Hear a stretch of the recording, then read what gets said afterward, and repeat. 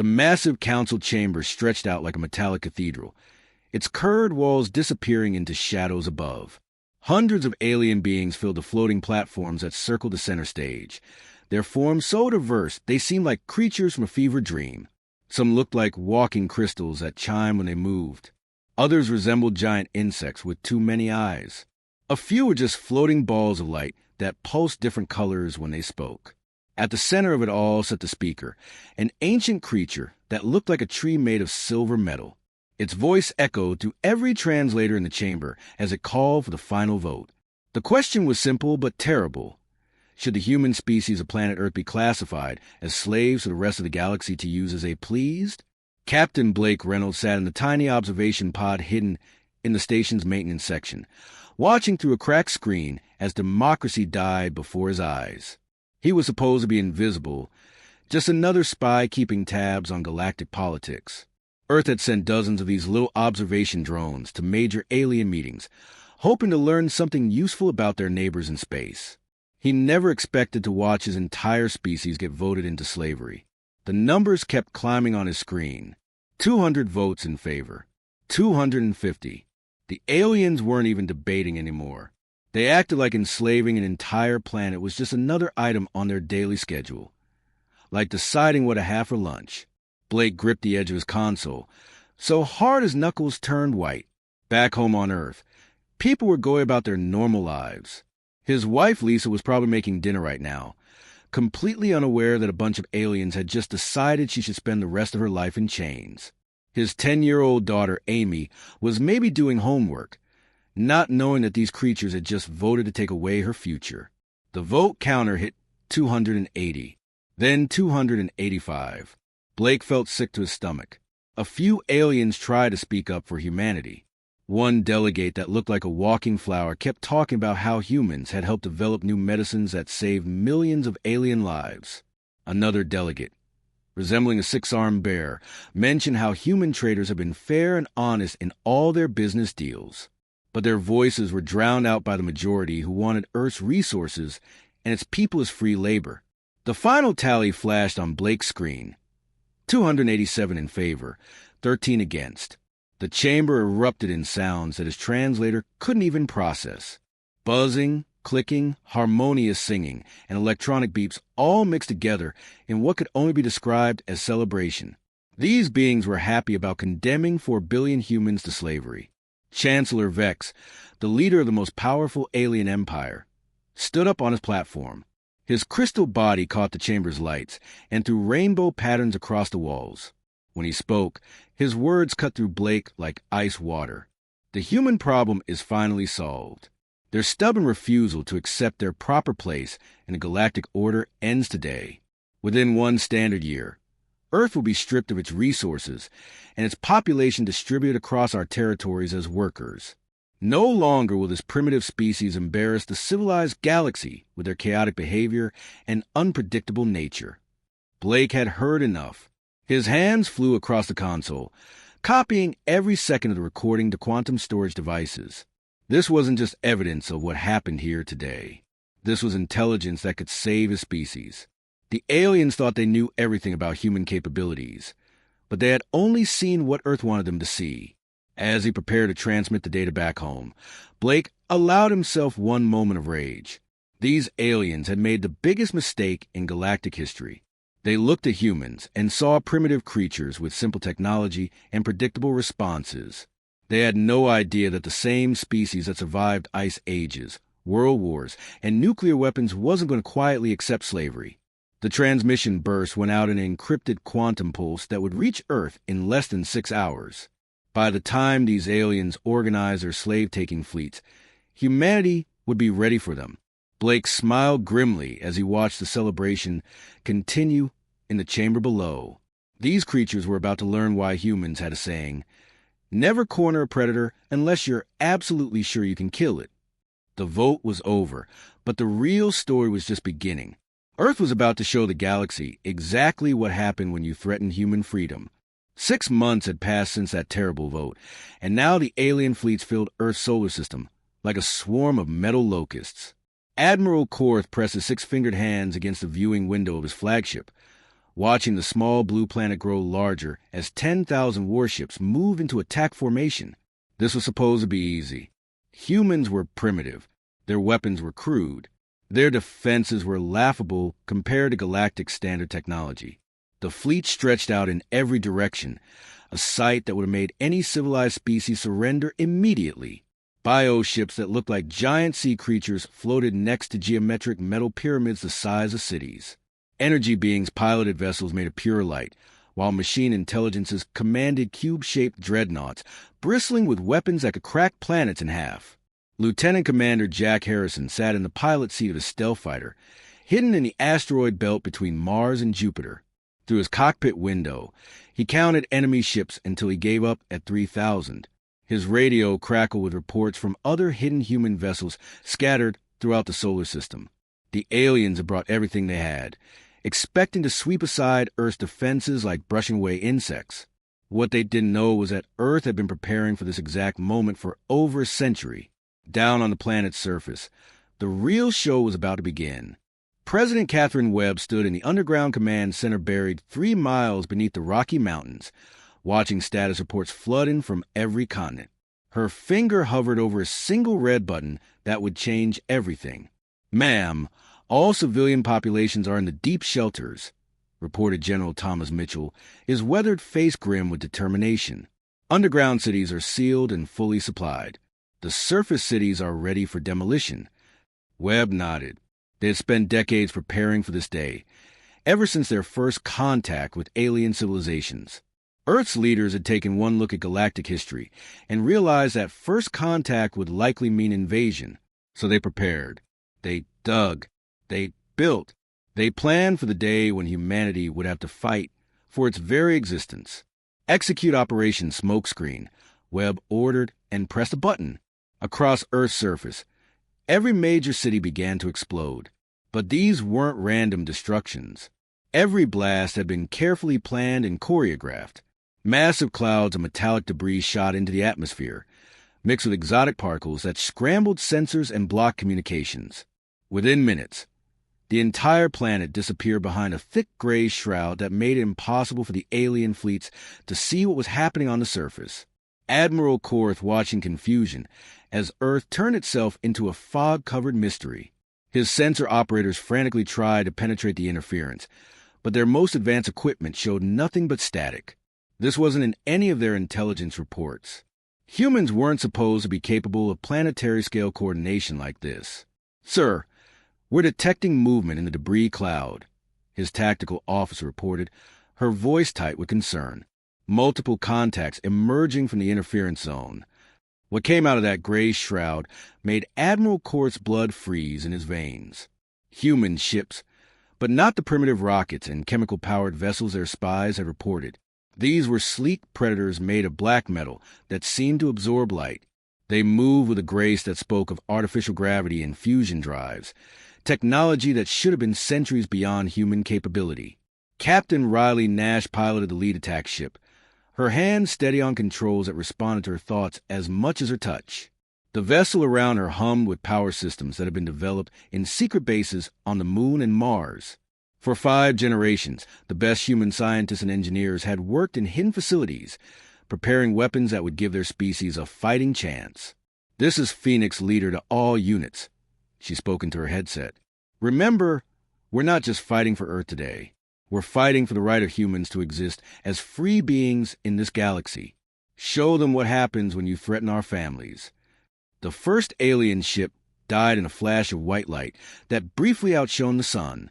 The massive hegemony destroyer simply ceased to exist, its shields and armor offering no more protection than paper against a focused antimatter beam that struck it. Then another ship died, and another. The aliens had expected to fight primitive humans with chemical rockets and nuclear weapons. Instead, they found themselves facing an enemy that had spent a century developing the art of war in space. Every human ship moved like it was born in vacuum. Every shot found its mark, and every tactic seemed designed to maximize alien casualties while minimizing human losses. Admiral Korth watched his carefully planned invasion turn into a nightmare as human fighters darted between his massive ships like angry wasps, striking at weak points his engineers thought were impossible to hit. The humans weren't fighting like a desperate species making a last stand. They were hunting. The war that was supposed to last 3 days had been raging for 2 years, and Colonel Diana Foster couldn't believe they were still alive. She stood on the command deck of the battleship Retribution, watching through the armor viewport as another alien fleet burned in the darkness around Jupiter. The massive gas giant served as a natural fortress, its gravity well and radiation storms providing cover for human ships that had learned to use every advantage the solar system offered. What amazed Diana wasn't just that humanity had survived the initial invasion. It was how they had turned the entire conflict on its head. The aliens had come expecting to fight a quick cleanup operation against primitive humans. Instead, they found themselves locked in a grinding war of attrition against an enemy that seemed to get stronger with every battle. Lieutenant Ben Cooper ran up to her with another situation report, his young face showing the strain of months in combat. "Ma'am, the European shipyards have completed another batch of destroyers. 43 new vessels ready for deployment. The asteroid mining operations are exceeding production targets by 30%. Diana nodded grimly. This was the secret that had caught the aliens completely off guard. They had assumed that destroying Earth's surface cities would cripple human industrial capacity. They had no idea that humanity had spent decades building hidden manufacturing facilities throughout the solar system. The moon hosted massive weapons factories buried beneath its surface. Mars contained entire underground cities dedicated to producing military equipment. The asteroid belt buzzed with automated mining ships that fed raw materials to construction facilities the aliens still hadn't found. But the real shock for the invading forces wasn't human industrial capacity. It was how humans fought. Admiral Korth sat in what remained of his command ship, nursing wounds from the latest human attack. His once mighty fleet of 10,000 vessels had been reduced to fewer than 3,000 operational ships. Worse, reinforcements from the home world were being intercepted and destroyed before they could reach Earth's solar system. The humans had somehow learned to fight in ways that no other species in galactic history had ever attempted. They don't follow the rules of civilized warfare. His tactical advisor wheezed through a damaged breathing apparatus. They use psychological attacks. They target our supply lines. They even broadcast propaganda directly to our homeworlds. Yesterday, they sent a message to my family on Kepler Prime, threatening to visit them personally if I didn't surrender. This was the part that terrified the aliens most. Every other species in the galaxy fought according to established patterns. Fleets met fleets in open space. Military targets were attacked while civilian areas were avoided. Surrender was accepted when offered, and prisoners were treated with dignity. Humans threw out every rule of galactic warfare and wrote their own. Captain Troy Williams commanded a squadron of stealth ships that had been harassing alien supply convoys for months. His mission wasn't just to destroy enemy resources. It was to make every alien soldier afraid of the dark spaces between stars where human raiders might be waiting. "Remember, people," he told his pilots as they prepared for another strike, "we're not just military personnel. We're the monsters under their beds. Every alien who goes to sleep tonight should wonder if they'll wake up to human ships in their sky." The psychological warfare was devastating to species that had never encountered it before. Aliens who had dominated the galaxy for millennia suddenly found themselves jumping at shadows, afraid to venture far from their heavily defended home systems. Human raids struck at targets throughout the galaxy, sometimes just to prove it could be done. But what truly broke the alien war machine was humanity's refusal to accept defeat, even when logic said they should surrender. When human ships were surrounded and outnumbered, they didn't raise white flags. They found ways to take as many enemies with them as possible. When human ground forces were cornered on captured worlds, they turned to guerrilla tactics that drove occupying alien forces to the edge of madness. Dr. Patricia Stone worked in a medical bay aboard one of Earth's hospital ships, treating both human and alien wounded. What she saw in the alien prisoners told her everything she needed to know about how the war was progressing. "They're terrified," she explained to visiting military commanders. "These beings came from species that have dominated the galaxy for thousands of years. They've never encountered resistance like this. In their minds, inferior species are supposed to submit gracefully to superior ones. The idea that humans not only refuse to submit, but are actually winning battles is breaking their understanding of how the universe works. The tide was turning, and everyone could feel it. Alien fleets that had once attacked with confidence now moved cautiously, afraid of human traps. Worlds that had sent occupation forces to Earth were calling them to defend against human counterattacks. Species that had voted enthusiastically for human enslavement were quietly sending diplomatic messages asking about terms for peace. The war was far from over, but humanity had proven something that would echo through galactic history. They had shown that being technologically superior didn't guarantee victory when facing an enemy that refused to lose. The diplomatic shuttle felt like a coffin to Ambassador Zara as it docked with the human vessel. Her 4 arms trembled despite her best efforts to stay calm, and her translator device kept making nervous clicking sounds that she couldn't control. 3 years ago, her people had been part of the mighty galactic alliance that voted to enslave humanity. Now she was here to beg for mercy from the very species they had tried to chain. The human ship was nothing like the elegant, decorative vessels favored by galactic civilizations. Everything was built for a function over form. Gray metal corridors lined with pipes and cables. Harsh lighting that hurt her compound eyes. The air smelled of metal and something else she couldn't identify, but that made her survival instincts scream warnings. 2 human guards escorted her to a simple conference room where a single man waited. He looked older than most humans she had encountered, with gray hair and lines around his eyes that spoke of years spent making difficult decisions. He introduced himself as Professor Robert Davies, and his calm voice somehow made her more frightened than if he had shouted threats. "Ambassador Zara," he said, gesturing to a chair designed for her species' unusual anatomy. "I understand your government wishes to discuss surrender terms." She settled into the chair, trying not to let her fear show. The humans had a reputation now throughout the galaxy for being able to read alien emotions, and she didn't want to appear weak. Though given the circumstances, weakness might be exactly what she needed to show. "The Altarian Republic wishes to clarify our position in the original conflict," she began carefully. "We abstained from the vote to enslave your species. We tried to warn the other powers about underestimating humanity. We never supported the enslavement decree." Professor Davies leaned back in his chair, and his expression didn't change. That somehow made his next words even more terrifying.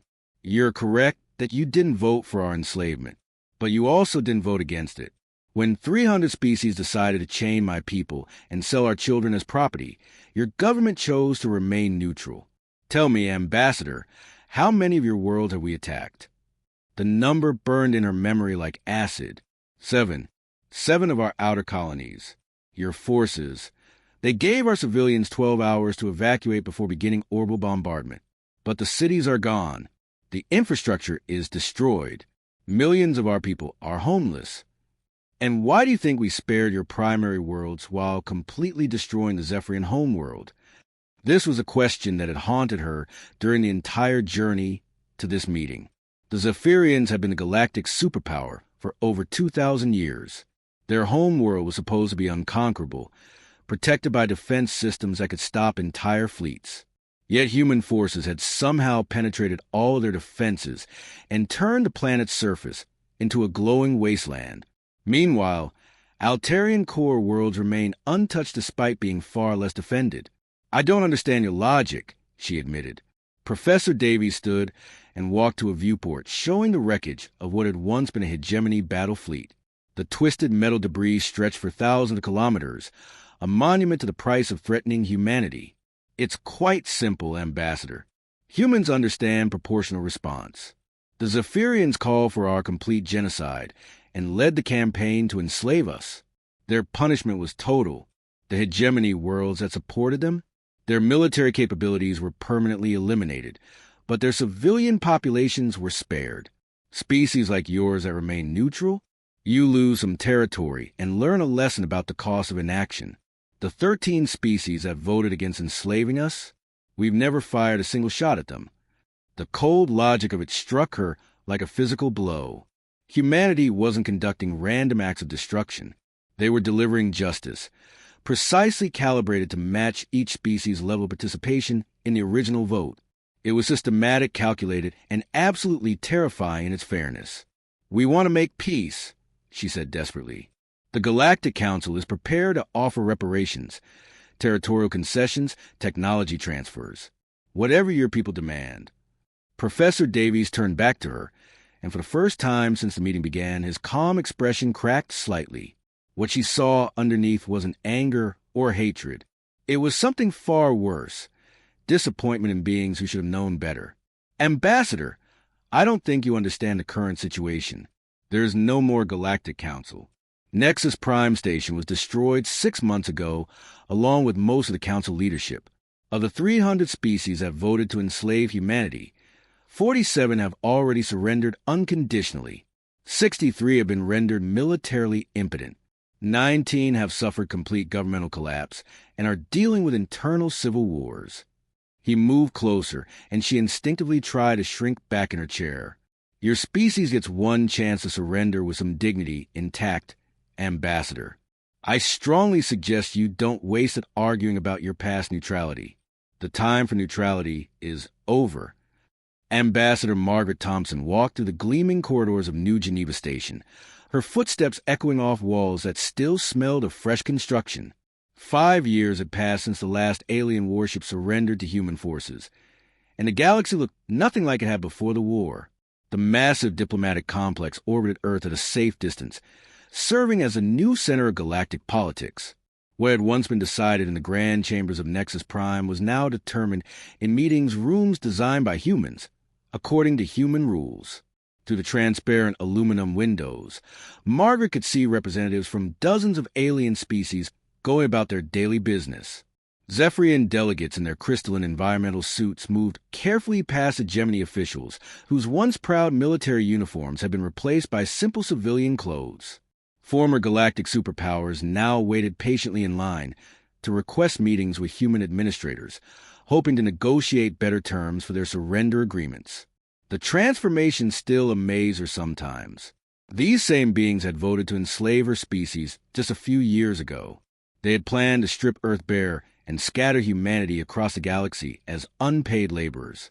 Now they competed desperately for human approval, offering technology, resources, and favorable trade agreements in exchange for the basic right to maintain their civilizations. Her personal assistant, Lieutenant Bradley Knox, approached with his daily briefing tablet. The young officer had volunteered for diplomatic service after spending 2 years commanding a destroyer in the Outer Rim campaigns. Like many veterans, he found the current situation almost surreal. Ma'am, the Zephyrian delegation is requesting another audience. They want to discuss the possibility of regaining limited military rights in exchange for permanent technology sharing agreements. It's the 4th time this month they've made the request. Margaret accepted the tablet and scrolled through the proposal. The Zephyrians had once commanded the largest fleet in galactic history. Their military academy had trained officers from hundreds of species for over 3,000 years. Now they were reduced to begging for permission to maintain a handful of patrol boats for asteroid mining operations. Schedule the meeting for next week, she decided. But make sure they understand that any military assets they're allowed will remain under constant human monitoring. Some species need regular reminders about the consequences of aggressive behavior. The irony wasn't lost on her.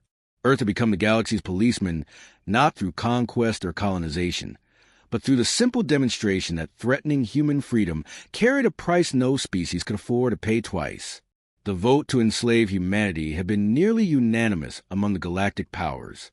The aftermath had taught everyone a lesson about the danger of underestimating a species that had survived ice ages, world wars, and their own nuclear adolescence.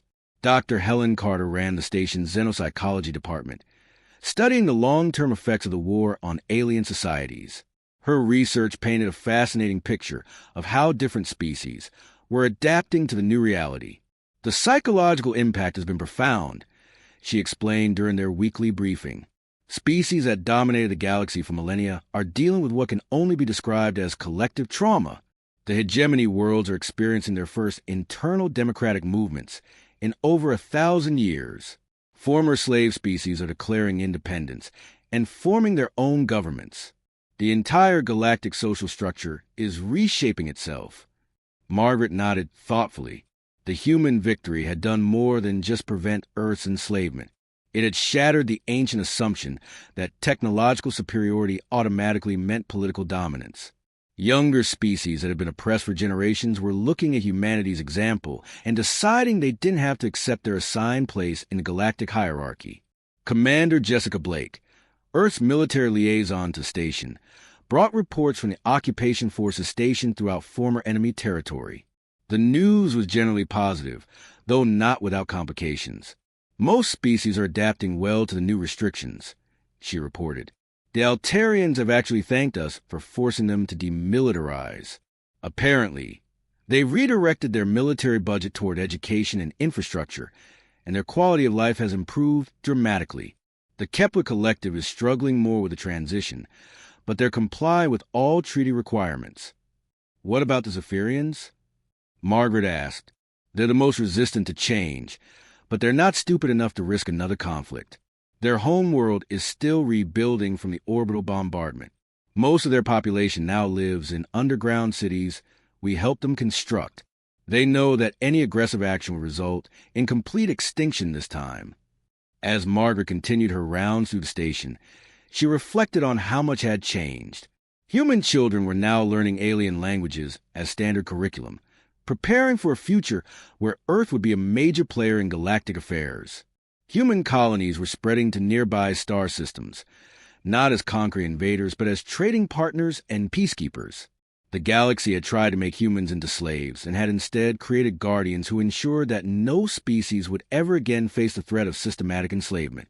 Every alien government now understood the fundamental rule of the new galactic order. You could ally with humanity, trade with humanity, or stay far enough away to avoid their attention, but you never ever tried to put chains on a species that had proven freedom was worth any price. The age of human expansion was just beginning, and the galaxy was learning to live with its new protectors.